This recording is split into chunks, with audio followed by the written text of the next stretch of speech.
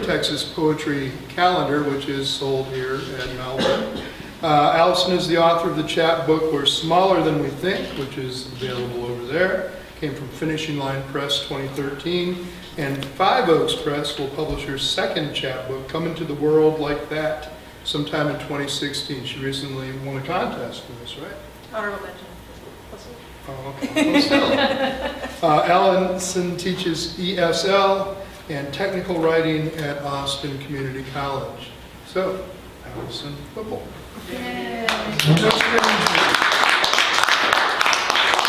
No stranger to Malvern. You've read with the poetry calendar, an ice cream social, and what was the other one? Austin Writers Roulette.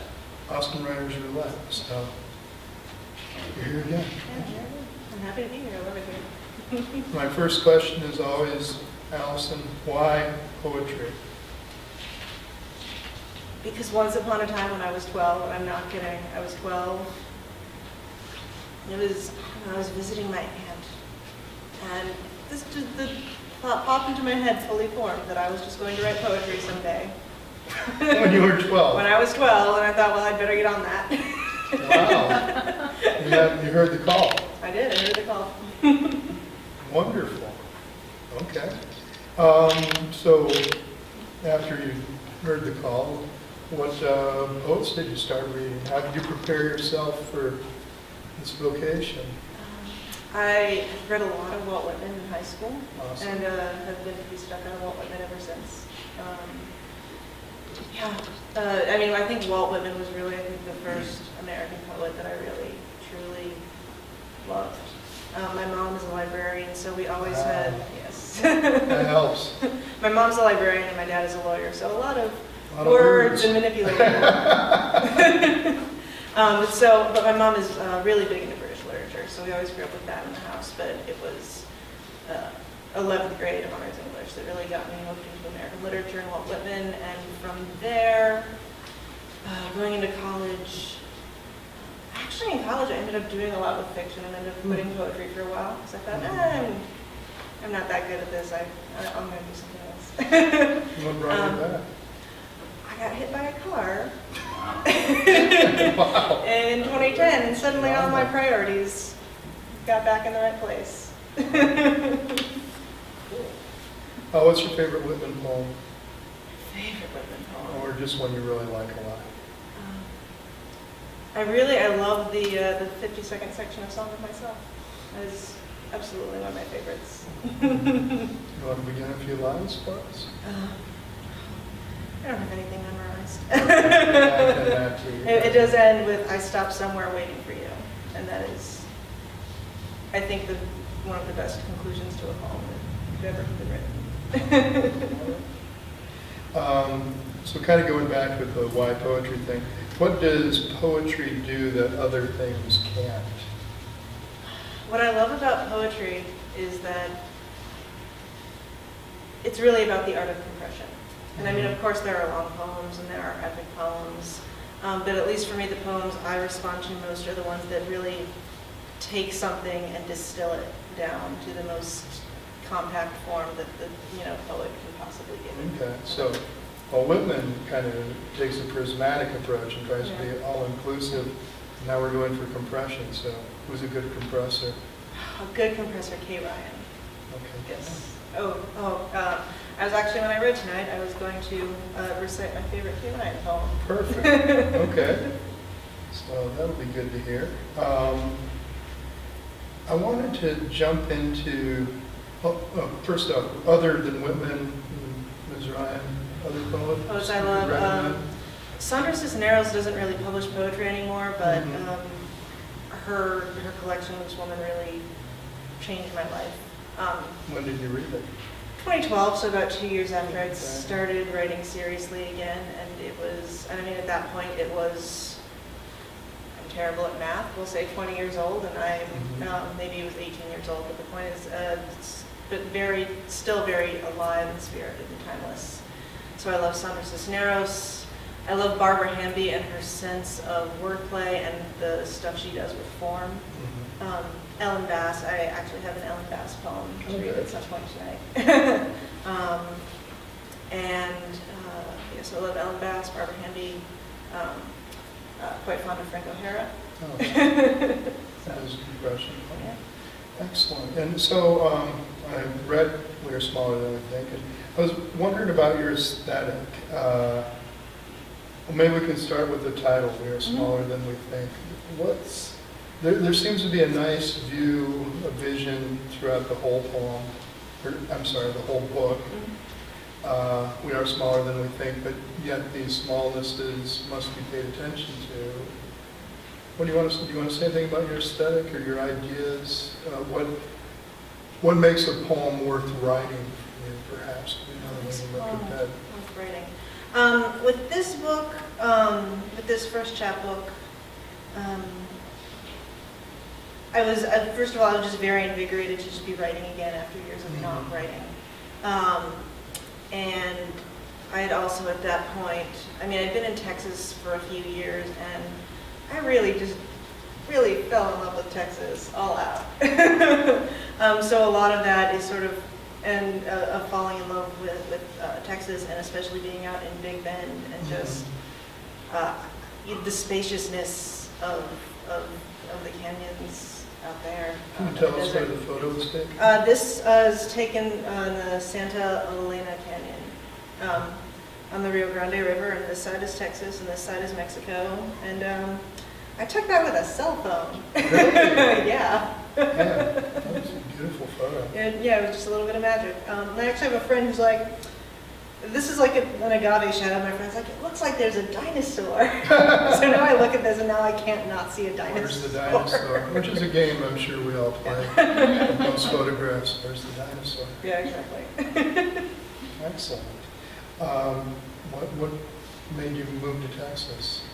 It's warm here. Yeah, that's why we came too. Yeah. I lived in Ohio for 24 years and was ready to live somewhere else.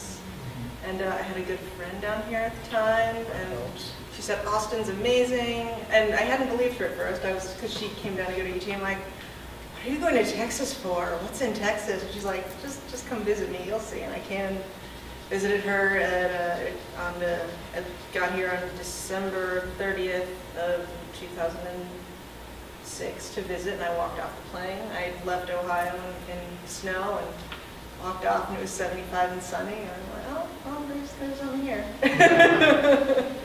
Yep. Yeah, so there's many Midwesterners that we're talking earlier. Yeah, there really are. So that's pretty cool. Other aesthetic stuff. Well, here, let me run some lines by you here from your final poem. And we're much smaller than we think. And I did everything but write down the name of the poem. What's your final poem in there? The final poem is called Why Isn't Phonetics Spelled the Way It Sounds? Yes, okay. And so you mentioned atheists, if we speak of God too much, the idea loses all omnipotence. But then the next two lines, we learn another language to describe the formerly divine. We learn another language to describe the formerly divine. So is that the mission? I think in some ways, yes. And I'm less of an atheist than when I wrote this poem. I'm like, man, this is a low poem. I'm still not really super religious or anything, but I guess I'm just less of an atheist. I don't know how to describe that, but a lot of my poetry is really about celebration and seeking and searching and reconciliation, and I think that's a big part of what draws people down spiritual paths to begin with. Examples or poems you'd like to make a point of that do those things? Let's see. In this collection,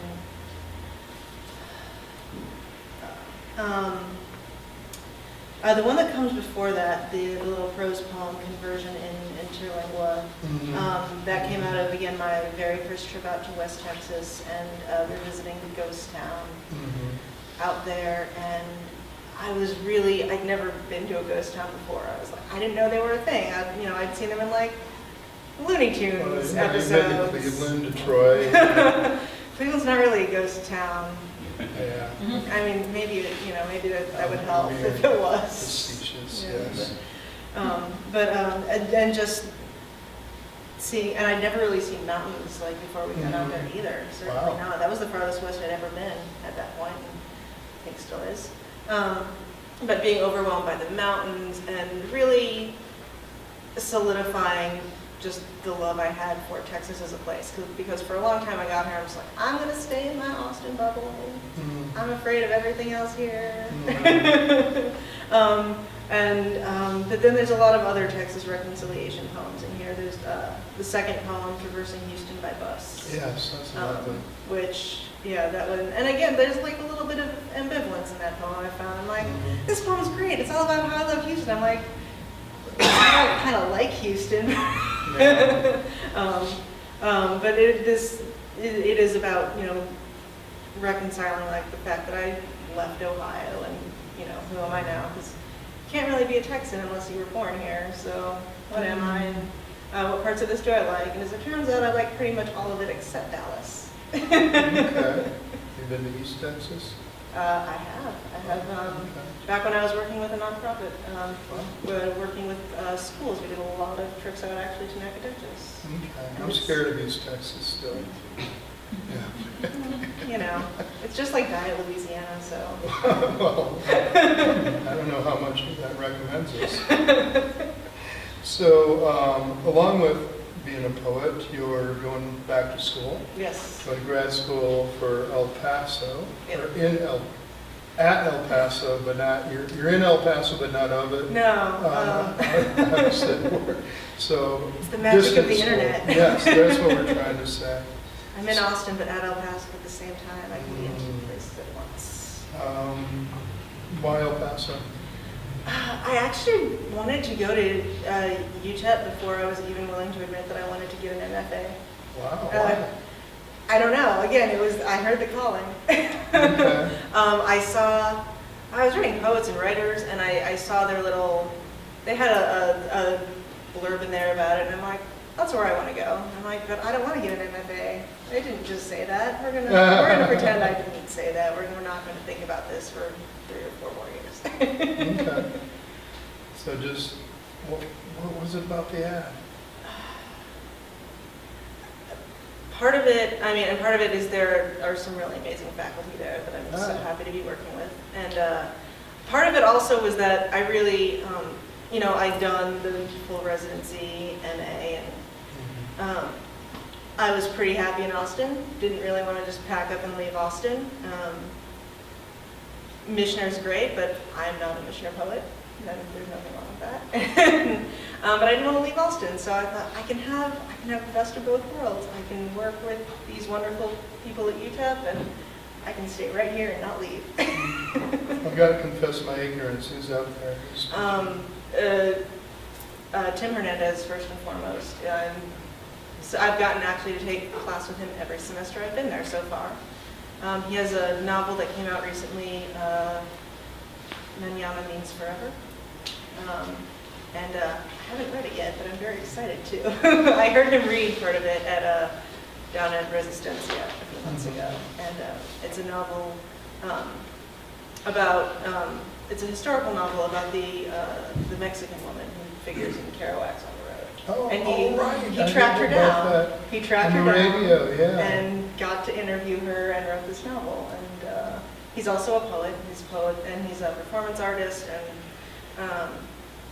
I really just wanted, everyone there is great, but I was so excited to just be able to know I was going to get to work with him.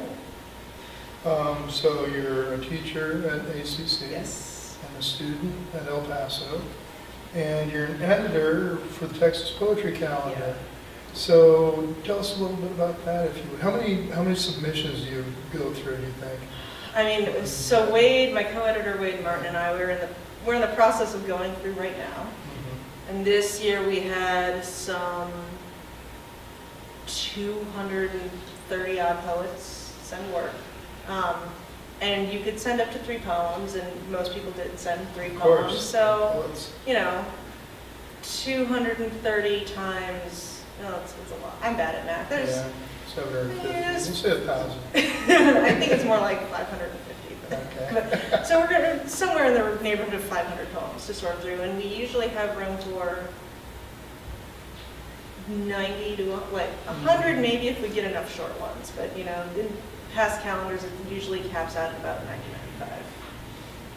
Okay, and So it's a lot. We have a lot of poems to read, and we can only take a very small fraction of what we get. wow. So what's that process like? Are there some that you just say 2 lines and no, or? And we read through. Wade and I like read through everything at least once, unless it has plainly not followed the submission guidelines, and then we have a very easy excuse to, you know, call the herd. And it's really so. And there are very few we just say no offhand. Very few, and really most of those are ones that blatantly have not read the submission guidelines. But there are what's also not entirely common, but that happens a little more is we'll see some things and we'll go, yes, we need this right now. This is absolutely going in here. And the first time we read it, we know it's going in. And then we have a nice little color-coded spreadsheet. And, but no, It's very organized. yes. I think everything that got into the first calendar we edited, which was the 2016 calendar, everything that got in had been read and discussed at least 5 times. Wow. And quite honestly, most of the things that got rejected had been read and discussed almost that much. And so, some of the ones that got rejected even more because it was a really hard choice to let them go. Wow. So it sounds stressful almost. Not really. No? I mean, possibly if I were working with, I mean, it is stressful, but Wade is a good friend and we work well together. And if I was working with someone else, it might actually be horrible. But, you know, Wade and I, we definitely don't see eye to eye on every poem. But he's a really good collaborator and we work really well together, and that makes it so much easier. Cool. So how does being an editor affect your own writing? I mean, when you see lots and lots of poems and you're clarifying what you think is good, what you think is bad, does that transfer to? Well, it's interesting, the poetry calendar, I mean, we don't really necessarily see poems in terms of what's good and what's bad. Like, certainly there are some poems that are absolutely phenomenal and we want to have them. Okay. But for most of the poems, I mean, a lot of what we reject isn't necessarily that it's bad, but it's like, we have already read 55 poems about drought. We just don't have, and you know, we've already taken 10 and we just don't have room for another drought poem. And it's a perfectly fine poem, but so much about editing is finding a balance. And there were a lot of poems that I was actually bummed to have to turn down, but with the space constraints and things like that, you know, there were just things that just couldn't fit. And it's hard as a writer to sometimes not get really demoralized about rejections. That's normal, but editing being on the other side has definitely made me understand, you know, it's really reinforced that it's not necessarily you. You write nice little notes to people you reject? Actually, David Meishin handled all of the managing editor of Dos Gatos Press. He got to handle all the dirty work. I didn't actually have to reject anybody. I see. David was glad to take that over. I'm like, Well, still kind of looking at you as an editor, and if you're not looking good or bad, there probably are things you are looking for or that would exclude publication. So tips for people who want to be in the poetry calendar in the future. don't send poems about Canada. Isn't there a Canadian river or something? No, but I mean, if you, and I know there are a lot of poets who like write poems that are not really about Texas, and they like put Texas in the title, and it gets in because it works. But don't send us poems about obviously places that are very clearly not Texas. Okay. Like Canada. Skating to work down the frozen river. Yeah, you know, things like that. Really the biggest, I'm always happy to read drought poems, but quite frankly, we get so many a year that you're best off not bothering. So be unique. Be unique, but being unique is hard. And well, there are some things we do really appreciate. You know, Vinyls, old pickup trucks. Wade and I have had a lot of discussions about pickup truck homes and cowboy hat homes. But things like, I mean, Texas is a very big state, so, you know, if you write a lot about the coast, that's great. We love to see coast homes versus panhandle homes, you know, versus, you know, high desert homes. So we definitely like geographical specificity. And again, there are only so many holiday poems you can include, but when we are sitting down and like have the whole year spread out, we are looking at like, well, is there a good Christmas poem? Is there a good Thanksgiving poem? You know, is there a good tax day poem? You never know. We haven't. You never know when someday like the magic tax day poem will show up at your door. But really follow the guidelines, like only send 3 poems and, you know, format your submission properly. These things that people love to overlook. Okay, well, before you show us your poetry, you've got a new collection, and I know I read it. Oh, I can just check here. The new collection is called Come Into the World Like That. Yes. Tell us about that. That one, so this is sort of, this one is personal in the sense it's sort of a journey and falling in love with Texas. The new book is super personal because it's about growing up and with my parents' really messy marriage, and then my own eventual catastrophic marriage several years later. Really cheery. So Come Into the World Like That. Yes. How's the title work? Well, actually, it comes from a poem that ended up getting cut from the final manuscript. But when I had a manuscript critique of an early draft of it done at Round Top last year, and Carrie Conant was like, well, that's just a great title for a collection. You just have to title a collection that. And I was like, well, we've cut the title poem, but I'll just keep it, I guess, because it's a good title. And actually, I have a couple of versions out that I sent under an alternate title, but and so I'm just sort of sending it out and seeing what worked. But the original title got taken, so that is what it shall be. And you're having a chapbook published as a winner of a contest? Or? I got an honorable mention in the Okay. Five Oaks Press contest, but they decided that everyone who got an honorable mention was getting a contract. So, you know, Awesome. I'm happy with that. And you send it out cold? Or? Yeah, basically. Wow. I mean, well, they have, in most presses, most small chapbook presses have contests or reading periods with a specific deadline. And so. Wow. Oh, I think everybody wants to hear you read some poetry now. So get out of your way. Do you want to stand up? Do you want to sit down? Yes, I prefer to stand. Okay, let's do this. There it is.